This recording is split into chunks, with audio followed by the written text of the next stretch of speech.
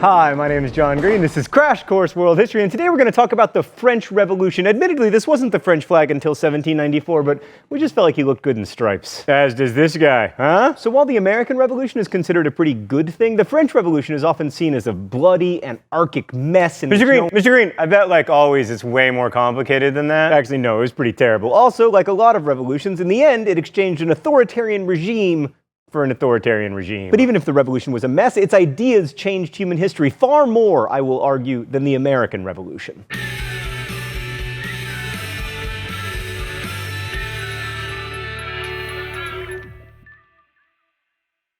Right, so France in the 18th century was a rich and populous country, but it had a systemic problem collecting taxes because of the way its society was structured. They had a system with kings and nobles we now call the Ancien Régime.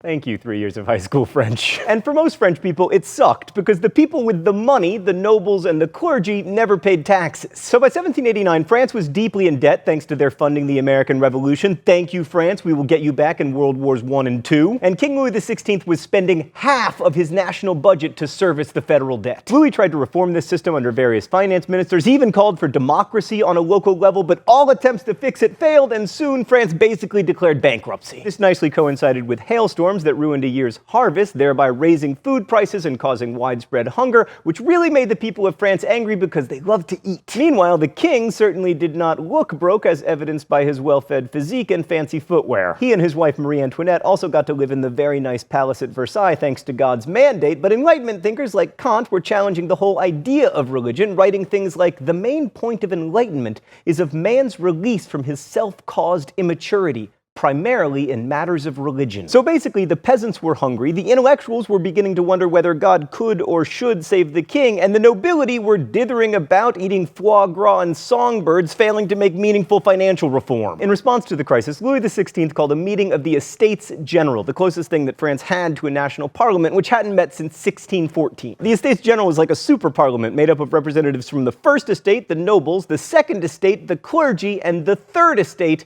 everyone else. The Third Estate showed up with about 600 representatives. The First and Second Estates both had about 300, and after several votes, everything was deadlocked, and then the Third Estate was like, you know what, forget you guys. We're gonna leave, and we're gonna become our own National Assembly. This did not please King Louis XVI, so when the new National Assembly left the room for a break, he locked the doors, and he was like, sorry guys, you can't go in there, and if you can't assemble, how are you gonna be a National Assembly? Shockingly, the Third Estate representatives were able to find a different room in France, this time an indoor tennis court where they swore the famous tennis court oath, and they agreed not to give up until a French constitution was established. So then Louis XVI responded by sending troops to Paris, primarily to quell uprisings over food shortages, but the revolutionaries saw this as a provocation. So they responded by seizing the Bastille prison on July 14th, which coincidentally is also Bastille Day. The Bastille was stormed ostensibly to free prisoners, although there were only 7 in jail at the time, but mostly to get guns. But the really radical move in the National Assembly came on August 4th, when they abolished most of the Ancien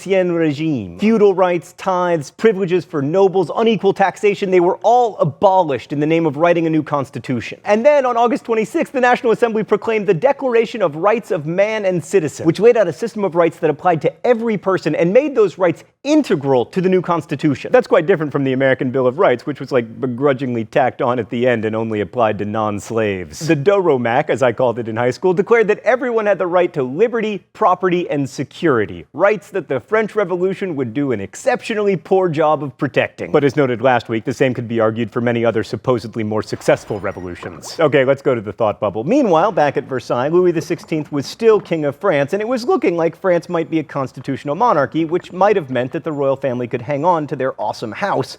But then, in October of 1789, a rumor started that Marie Antoinette was hoarding grain somewhere inside the palace, and in what became known as the Women's March, a bunch of armed peasant women stormed the palace and demanded that Louis and Marie Antoinette move from Versailles to Paris, which they did because everyone is afraid of armed peasant women. And this is a nice reminder that to many people at the time, the French Revolution was not primarily about fancy Enlightenment ideas. It was mostly about lack of food and a political system that made economic contractions hardest on the poor. Now, a good argument can be made that this first phase of the revolution wasn't all that revolutionary. The National Assembly wanted to create a constitutional monarchy, they believed that the king was necessary for a functioning state, and they were mainly concerned that the voters and office holders be men of property. Only the most radical wing, the Jacobins, called for the creation of a republic. But things were about to get much more revolutionary, and also worse for France. First, the Jacobins had a huge petition drive that got a bit unruly, which led troops controlled not by the king, but by the National Assembly, to fire on the crowd, killing 50 people. And that meant that the National Assembly, which had been the revolutionary voice of the people, had killed people in an attempt to rein in revolutionary fervor. You see this a lot throughout history during revolutions. What looked like radical hope and change suddenly becomes the man as increasingly radical ideas are embraced. Thanks, Thought Bubble. Meanwhile, France's monarchical neighbors were getting a little nervous about all this republic business, especially Leopold II, who, in addition to being the not holy, not Roman, and not imperial Holy Roman Emperor,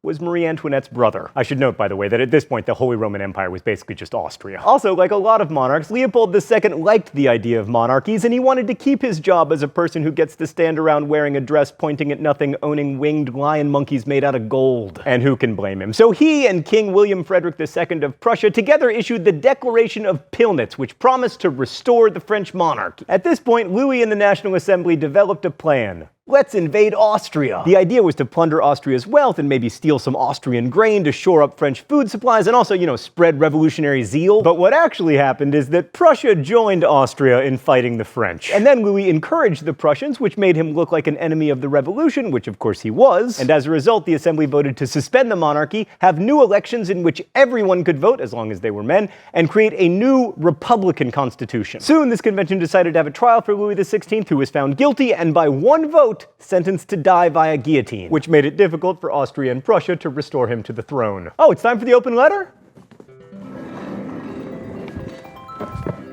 An open letter to the guillotine. But first, let's see what's in the secret compartment today. Oh, there's nothing. Oh my God, Stan!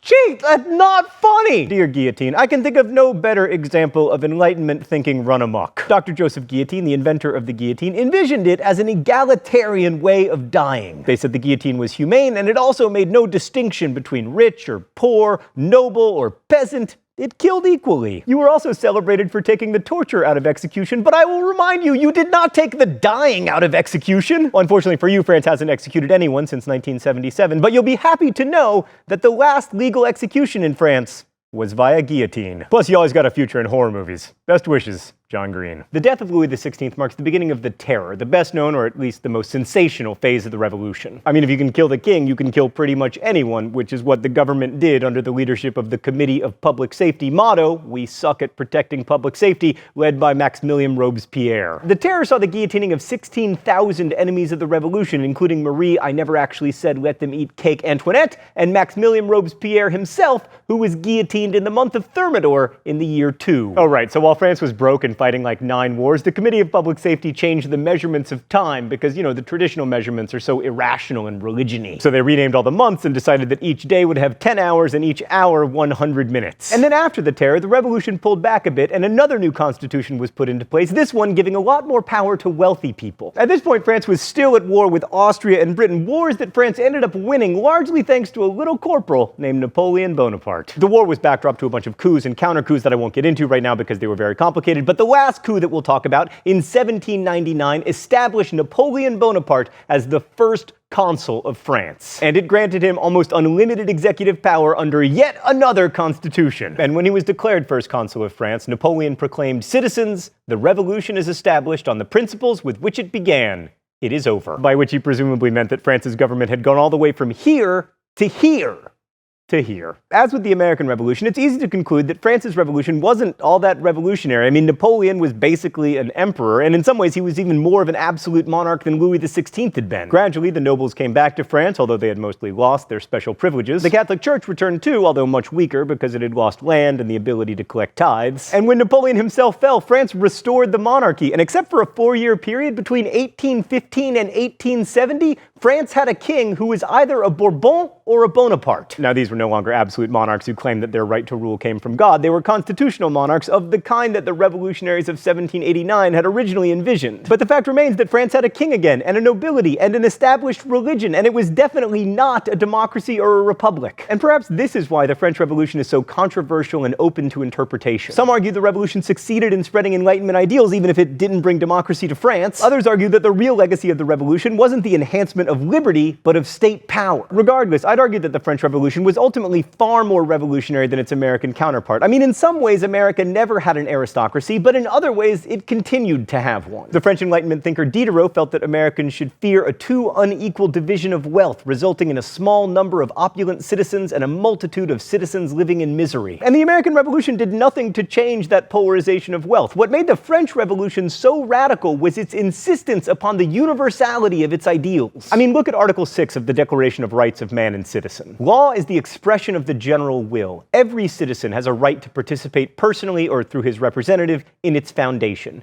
It must be the same for all, whether it protects or punishes. Those are radical ideas, that laws come from citizens, not from kings or gods, and that those laws should apply to everyone equally? That's a long way from Hammurabi, and in truth, it's a long way from the slave-holding Thomas Jefferson. In the 1970s, Chinese President Zhou Enlai was asked what he thought the effects of the French Revolution had been, and he said, "It's too soon to say." And in a way, it still is. The French Revolution asked new questions about the nature of people's rights and the derivation of those rights. And we're still answering those questions and sorting through how our answers should shape society today. Must government be of the people to be for the people? Do our rights derive from nature or from God or from neither? And what are those rights? As William Faulkner said, the past is never dead, not even past.